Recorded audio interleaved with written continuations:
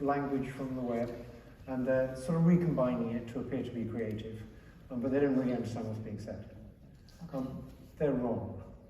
So what AIs do, they don't store any language at all. What they do when they see words, it's actually word fragments, but I'll say words. When they see words, they convert each word into activation of a big set of features.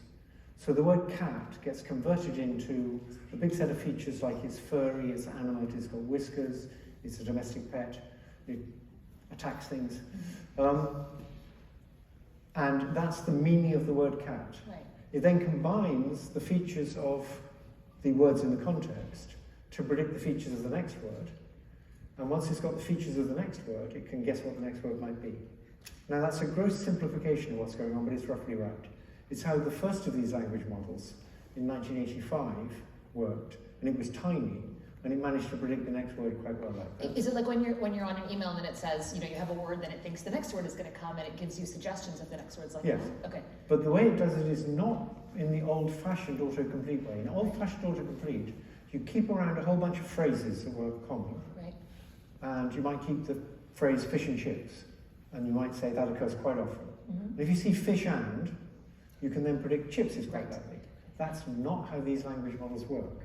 They convert words into features, they have interactions of features, and they predict the features of the next word. And that is understanding, that's what you do too. That's how our brain understands. Yes. Right. So they understand pretty much the same way we do. The technical details are all different.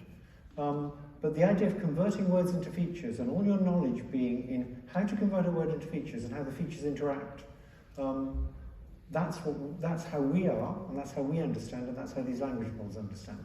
So these language models are actually quite like us, and very unlike the previous systems for autocomplete. It's a different type of connection? Is that what you're saying?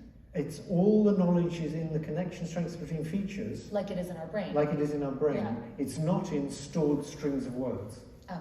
Okay, wow, that's fascinating.